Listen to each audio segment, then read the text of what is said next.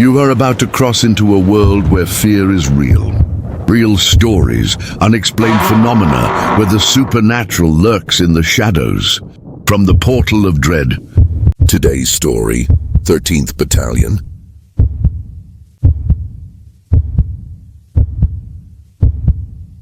I have been waiting for you. Welcome to my domain, the portal of dread. Here, each story is not merely a tale, but a portal I open directly to your worst nightmares. With me, fear is not just told, it is felt in the soul. Turn off the light. Lock the door. Let your own breath guide you through the inevitable labyrinth of madness. If you possess the foolish courage to cross this threshold, subscribe to the channel. And to prove your insolence, type in the comments, "I am not afraid." Now, prepare yourself. The unknown is already here. Come a little closer. Closer. Can you hear it? That silence that comes just before the scream. Welcome to the portal of fear, the place where the stories your parents never dared to tell come to life. What you're about to hear might forever change the way you look at the darkness. There's only one rule here. Don't look away. Tonight's story has already begun. On the night of October 15th, Lieutenant Colonel João Farias found a red folder on his desk. Inside were photos the military police never should have taken, evidence that should not even exist, and a note with just 4 words, "Welcome to the depot." But that was just day one. What he uncovered in the files of that cursed place, what really happens to cases labeled unexplainable, is about to make you question everything you thought you knew about what keeps our streets safe at night.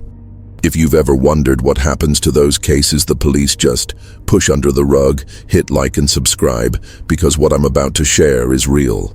These are leaked, documented facts straight from the force itself. Trust me, you're gonna want some company for what's coming next. Let's start with the main character of this true story, João Farias, 52, Lieutenant Colonel in the MP with a flawless 30-year career. He stared down cartel members, rescued hostages, and seen friends die beside him. In cop lingo, guys like João are called bulletproof. Nothing shakes him. Then in March this year, João got the news every cop dreams of, a cushy admin promotion. The command of the 13th Precinct tucked away in a sleepy north side suburb. 2 more years of pencil pushing and I retire, he thought. Finally, real sleep. On his first day, João showed up early. Always did. The 13th felt different from other precincts. Older, with hallways that stretched too long, and a silence that weighed heavy in the air. But it was just paperwork, right? Sergeant Mendez, who looked like he'd worked there since Nixon was president, gave João a painfully bland tour. "You'll like it here, sir. It's real. Calm. Extra calm." The weird way he said calm stuck out, but João chalked it up to the usual staff gripe with new bosses. "So, what's our main gig here, Sergeant?" João asked, sifting through his new desk. "We handle special cases, Colonel. Files sent from other precincts, cases needing a different kind of attention." João noticed some odd things. His file drawers had double locks. The windows were barred thicker than most stations, and the security cameras, they pointed inside, not out. "How many cases a month you get here, Sergeant?" "Not many, Colonel, but intense." That first week was pure routine. Reports to sign, spreadsheets, the occasional Zoom with HQ. João started to relax. Maybe it really was just admin. But Friday, the first shipment arrived. "Colonel," Mendez buzzed over the intercom, tighter than usual. "We've got material from the 7th. Want to look?" João walked down. A squad van was waiting outside. 2 cops unloaded cardboard boxes sealed with red tape. Not yellow, red. "What's this?" João asked.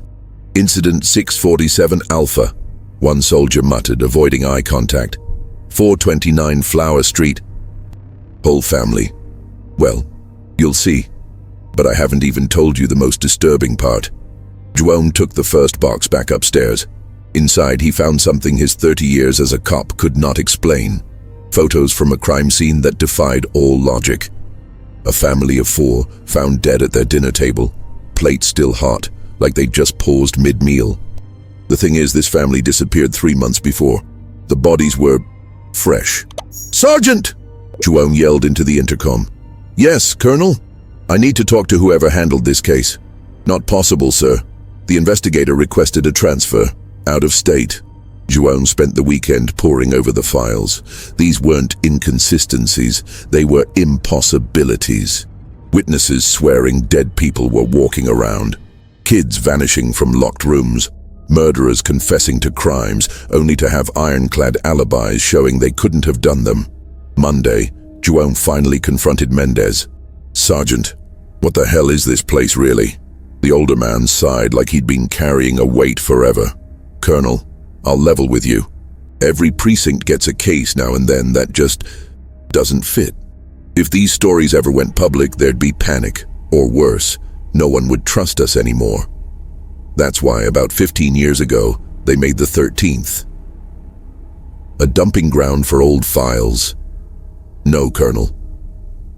A place for files that stay active, but can't be solved the usual way.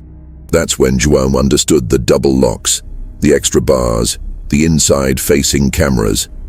They weren't to keep people out. They were to keep something else in. "How many active cases?" João asked. 143, Colonel. Some over a decade old." That afternoon, João decided he'd go through every file, all of them. He needed to know what he was actually dealing with. He started with the oldest. 2010, a string of suicides, all with identical letters, same wording, written by hand. 2012, kids at an orphanage speaking a language no expert could identify.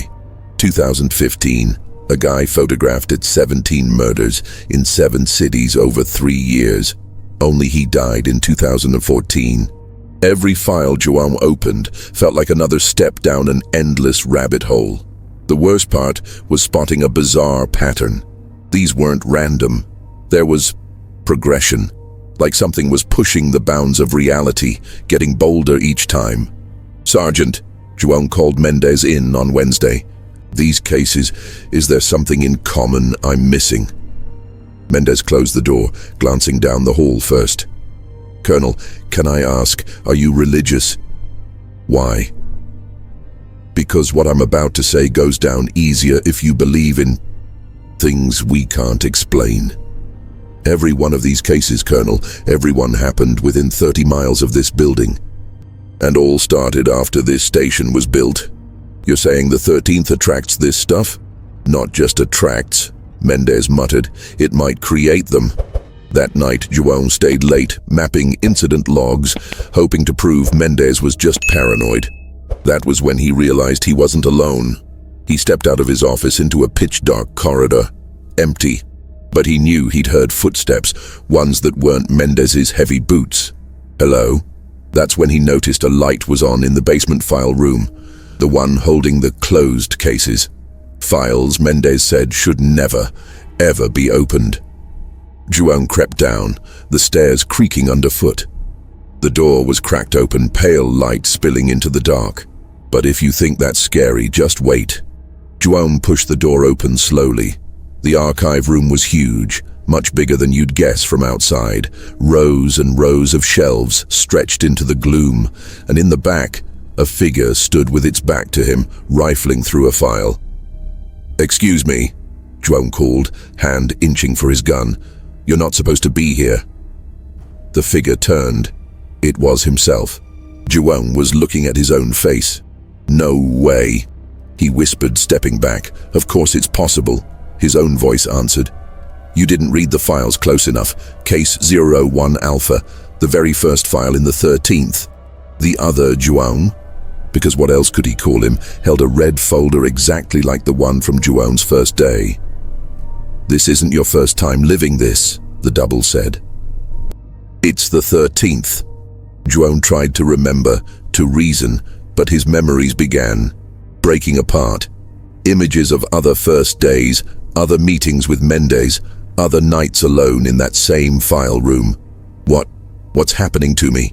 You're not the commander here, João. You are the 13th case. Suddenly, it all made sense in one horrifying rush. Why Mendez always seemed to know more than he let on. Why every cop avoided him. Why he never ever got calls from home because he hadn't had a family for years. 13 years ago, his other self said, the real João was investigating missing officers, men and women vanishing without a trace. He followed a lead here and never left. João looked at his hands, still felt solid, the weight of the badge, the cold edge of his sidearm. But I'm here. I'm real. You're real, all right. You're the strongest memory of the original João. His obsession with justice, that need to crack impossible cases, that's why you keep coming back, hunting the answer, again and again. The double-handed João, the folder, hands trembling. Inside was a single photo. A picture of João arriving at the 13th on day 1. But he was see-through. A ghost. How many of us are here? João barely managed to ask. Every commander who came before you. Every detective who tried to solve these files. All of us stuck on loops we can't break. And Mendez? He's the first. He showed up 20 years ago. He figured out this building.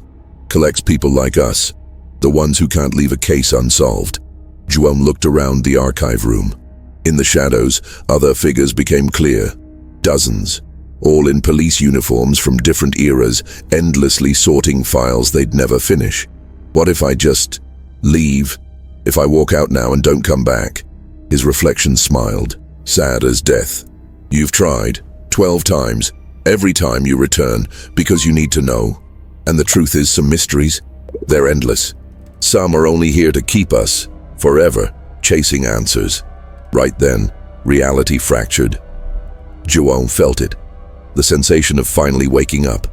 The archive walls turned hazy and he could see right through them. Out on the street, a squad car was parked. Inside, 2 officers chatted on the radio. Central, we're at the location. Building's abandoned. Looks like it's been empty for years. Copy that. Go inside. We're still looking for Colonel João Farias. Last seen here 3 days ago. In a sudden jolt, João understood. He was dead. He died 3 days ago, searching a condemned building. His mind, refusing to accept the case was unsolvable, had created the whole alternate reality. The 13th Precinct, the freaky cases, even his talks with Mendez, all the last echoes of a detective obsessed with never giving up. No, he begged his reflection. This can't be happening. But it is, his double replied. And the worst part, you're not the first.